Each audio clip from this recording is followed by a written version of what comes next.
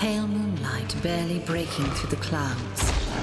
A creature wanders restlessly through the darkness, stepping firmly, never dropping its pace.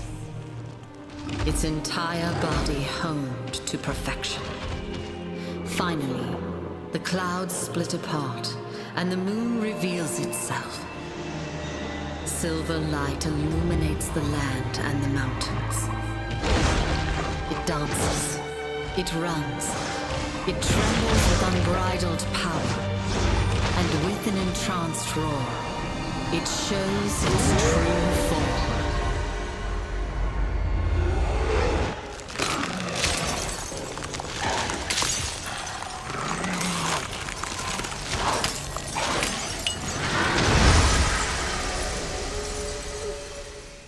Ladies and gents, boys and girls, Douglas and Diggers, Moss Hunters and Moss Hunnies. Today we are going to be fighting the Lunagaron, and I'm gonna keep it real off the top. Lunagaron is 100% the werewolf, the wolfman, whatever you want to call it. John Talban, if you will. Shout out to Darkstalkers. I full on believe that Capcom knew what they were doing with this simply because they already own John Talban in the Darkstalkers franchise, because they themselves own that anyway. But nevertheless, the thing we're getting across here is Lunagaron. Now, Lunagaron is a very, very, very cool monster. It is one of the three lords. It is the second of the three lords, and it is an ice-based monster. Now, the first thing I'm gonna tell you guys right now is gonna bring you some fire. I mean, obviously, to deal with this thing that's like a no-brainer, you know what I'm saying? But of course, per usual, hit him in the head and you're gonna be fine. Now, with that being said, let's talk about the monster itself, because it's a very interesting monster. So this thing likes to move around quite a bit. Now, when it's not enraged, it's not going to move too crazy, but it does have a couple of interesting maneuvers. I'm calling them maneuvers because it doesn't seem supernatural for it to actually move the way it does, where it kind of, I don't know how else to say, but slides from one area to the next. Like, it can leap like other monsters, other cats, other dogs do, because this is definitely like a dog type of monster, very akin to that of Odogaron and so on. But it has this one ability where it just slides across the ground. I don't know how else to explain. You'll see it a couple of times from here and there. When it does, it's actually kind of quick, and it will use it as a means to attack. It does have a couple of extra attacks that go with it. So for the most part, you have to understand that it has like a hip check, shoulder charge, like a shoulder charge, I guess you could say. Not quite a hip check. It has that. It has this slide thing that I was talking about. It does have a ice gas attack, which is very strange for a monster of its type. By its type, I mean like a fang wyvern or whatnot, to have actually a ability like that. But nevertheless, it does have it. It does also shoot ice breath. It had not a very interesting ice breath, not like a beam of some sort. More so like who else does one similar to this?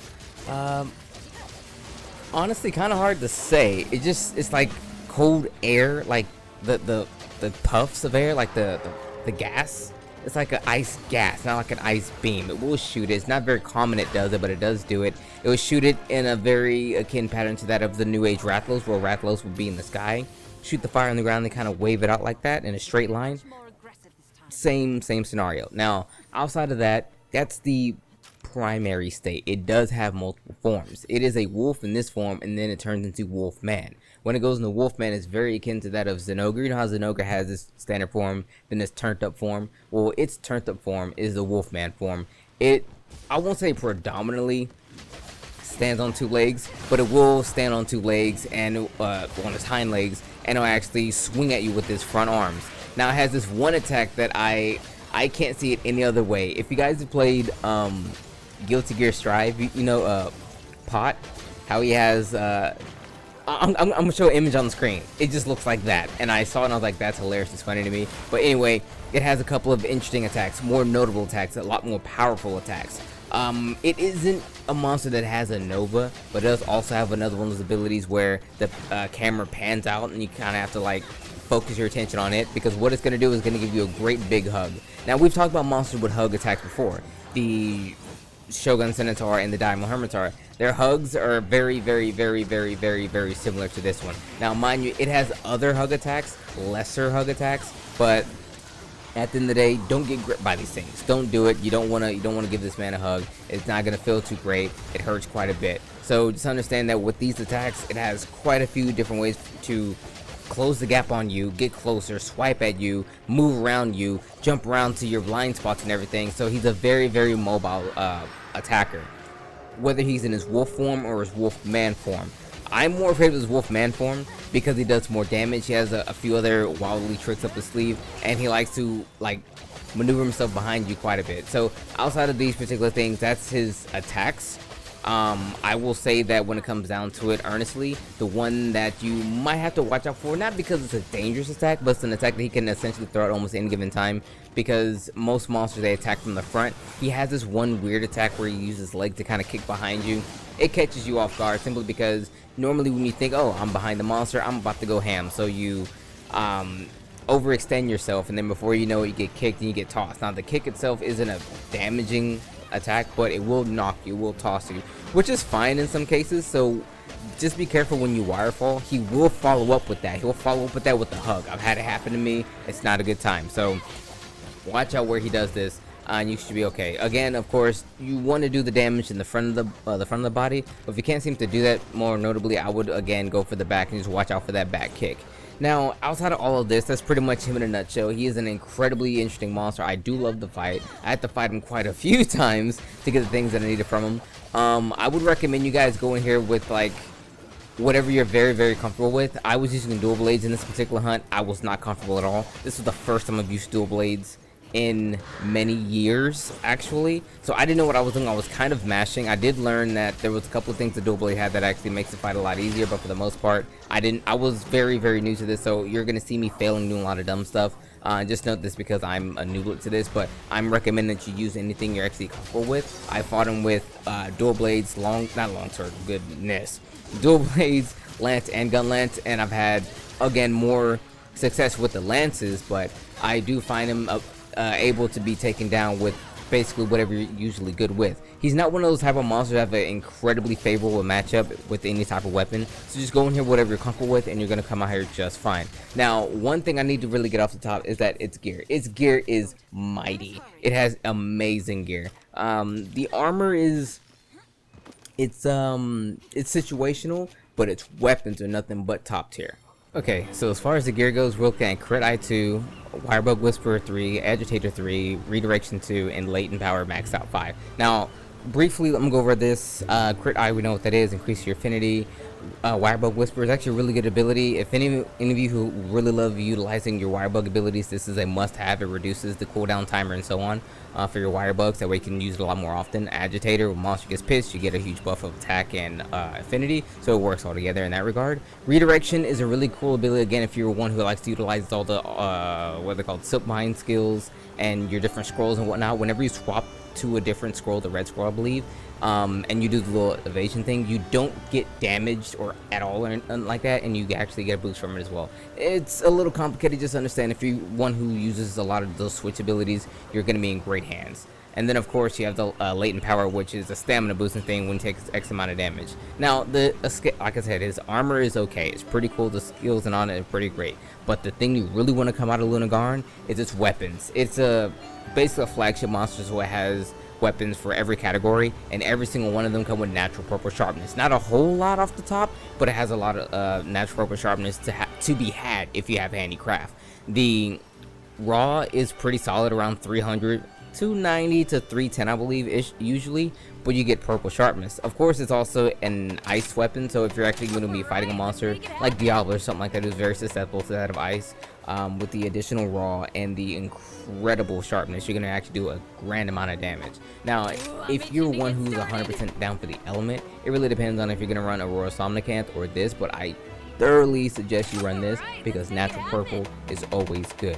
And of course has a lot of purple to give once you run handicraft, so it's a top tier armor, top tier weapons for the time being. So yeah, the gear is pretty solid. I would recommend for sure getting at least one, maybe even two weapons. Okay, so to recap, Lunagaron is definitely one of the cooler monsters to come out of here. The fight of it is actually pretty, honestly, a little frantic at first. You do want to go in here with a little bit of fire, so that way you can do the most elemental damage you can. If you're running something like a lance elemental damage is actually really good, so that's one thing I note for myself, is actually really nice. It does have large resistances to that of water and ice, so just don't do what I'm doing using an ice weapon thinking you're gonna come out here on top. This fight actually only took me 30 minutes because I was doing no additional damage, if you know what I mean. So outside of that, I was mostly just doing it for the video, you know, have to use a summon against weapons to fight the next monster and so on and so forth. But never mind. He has a lot of interesting attacks. A lot of them actually maneuver him around you, behind you, who likes to actually close the gap on you and everything. But the one thing to note about him though, outside of his big super attack where he just the screen pulls out and he kind of like swipes at you really hard in his Wolfman stance, he himself is not a truly aggressive monster. He has a couple of really interesting attacks, a lot of attacks with some pretty solid properties and so on. But the one thing I kind of feel that he's lacking behind is the ferocity of that of not Lunagaron, he is Lunagaron, maybe Odogaron. You know how Odogaron, he was like crazy all in your face and all in the way and everything? Lunagaron doesn't necessarily do that. And that's not necessarily a strike against it in and of itself. It's a little bit more easier than that of an Odogaron in that regard, but it's just something to note. So if you remember fighting Odogaron, he was more in your face. Lunagaron isn't so much in your face, but he does position himself in spots that make it a little bit difficult for you to actually track. Unless you use the target camera, but unless you're like me who never uses the target camera, it can be a bit of an issue in some cases. But other than that, it should be in great hands. Once you can actually do enough damage to him when he's in this Wolfman mode, he will get knocked out of that and it'll be a free knockdown. This is something that actually revert him back to a standard wolf mode. Now the wolf mode, again, like I said, is a more mobile particular mode. He does have quite a few attacks in it, but he's more mobile in this regard. He does like to shoot the ice in this particular regard. He has the ice fart, if you will, in this form as well. He's more notable to actually do that sliding running thing that I was telling you guys about earlier, and outside of that, it's pretty much him in a nutshell. His gear, however, is pretty fantastic. I cannot stress how good his weapons are. You really want to get his weapons because they give you the first hint at natural purple sharpness. Actually, I think it's the first weapons in this game that give you purple sharpness, but nevertheless natural at that. The raw is pretty decent, around 300.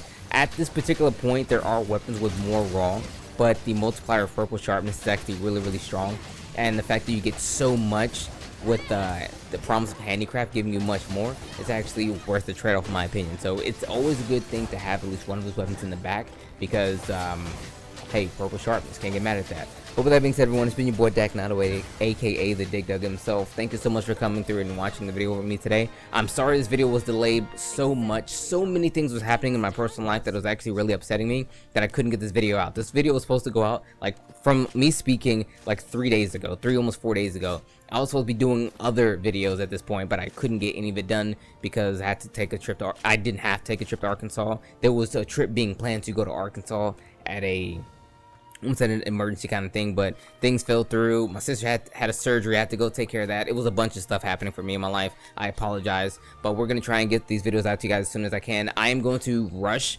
quote unquote, rush the Astalos video, but that I'm not going to make the Astalos armor. I'm just going to give you guys the video, and then I will give you the following video. Oh, I just spoiled it. The next video is Astalos, whatever. But then I'm going to do the next video after that to get you guys caught up on the videos that I promised you guys thus far. But with that being said, everyone, it's been your boy. Thanks so much for watching. I will see you on the next one. Take care, and may the desire sensor forever be in your favor.